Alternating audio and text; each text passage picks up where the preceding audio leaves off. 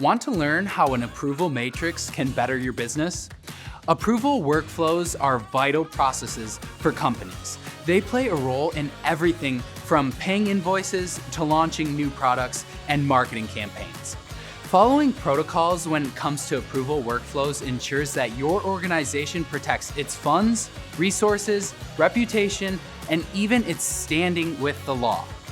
Approval processes can be as easy as submitting time off from work. Just submit the request and wait for a manager to approve or deny it. However, not all approval processes are this painless. They can be incredibly complex for larger projects, adding stress and responsibilities to numerous departments and stakeholders. I'm Raid, here with Jotform, and if you want to learn how your team can remain on top of all of its approval processes with approval matrices, stick around.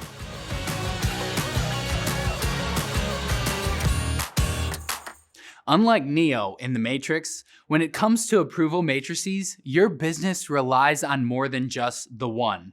In most organizations, there are several decision makers and stakeholders who ensure that everyone follows business processes correctly.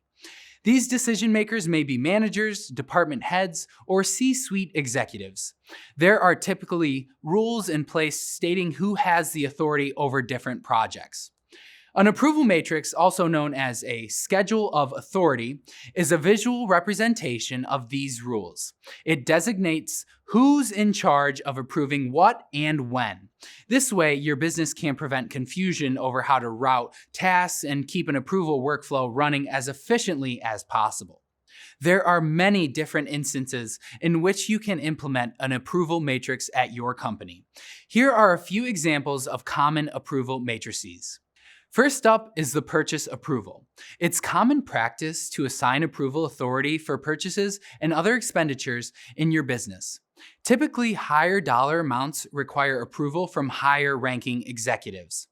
These matrices work best when they list decision makers in order of their rank in their hierarchy, with another axis that delineates differing approval conditions. This matrix can also illustrate the chain of approval. For example, your board of directors could have final approval on an expenditure over $100,000, but that request will have to make its way up the chain with approvals by every level of authority below it. In many organizations, one project may involve multiple departments and teams, and depending on a team member's expertise or resource availability, it may be important for multiple people to give their approval for a project. This is where new project approval matrices come in handy. This type of approval workflow usually doesn't involve a hierarchy, but instead it features a parallel process. In this process, multiple decision makers review a request at the same time to reach a consensus decision. This type of matrix can illustrate the types of projects each decision maker will be in charge of reviewing. Last is the content approval matrix. These workflows ensure stakeholders who have the most expertise on a subject review the content an organization publishes. However, as projects become diversified, not all stakeholders will need to review each piece of content. Typically, the top axis lists decision makers from left to right in order of authority. The first X in each row illustrates who should be your first stop along the road of a review, while the last X indicates who gives the final approval. If you're worried that designing an approval matrix is too involved, it's not. It's actually very straightforward and simple to create, as long as you're familiar with your organization's rules and hierarchies. Make sure to focus an approval matrix on just one type of a workflow, or else things might get a little convoluted. For example, don't create an approval matrix that shows both a budget approval hierarchy and a marketing campaign approval hierarchy. There are so many different decision makers and conditions at play that your matrix will be impossible to make. Don't get caught up in confusing workflows and hierarchies. Instead, just follow these 3 steps when designing your approval matrix. First, list the conditions that determine the approval workflow. On one axis of the table, specify what type of workflow you're designing the matrix for, and list all of the conditions that will determine who you'll route an approval to. Second, list the decision makers. Review the rules of your organization to determine which decision makers are necessary for the workflow. Then, list them along the other axis of the table. Don't include any decision makers you don't have to. If they are unrelated to the conditions of the first axis, don't list them. Third, organize the information. With the same principle in mind as when you're making a scatter chart, plot a point at the intersection of each condition and the decision maker who has the authority over it.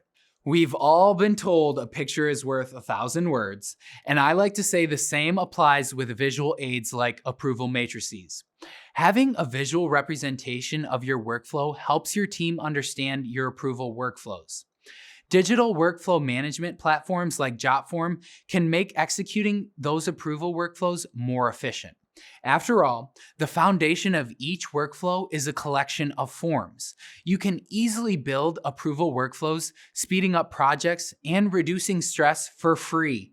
Jotform approval tracks invoices, manages approvals, and even collects signatures. With approval matrices, you can streamline every workflow in your business with greater transparency, efficiency, and collaboration. Multi-level and dynamic approval flows are in your future. Let's do a quick review. 3 common types of approval matrices include purchase approvals for company expenditures, new project approvals for interdepartment projects, and content approvals that give stakeholders with expertise the final say. If you're ready to create an approval matrix of your own, just follow these 3 simple steps. First, list the conditions that determine the approval workflow you're creating on one axis. Second, list the decision makers on the other axis. Third, organize your information according to approval authority. Your workflows will be streamlined in no time. I'm Raid with Jotform. Thanks for watching again, and we'll see you soon.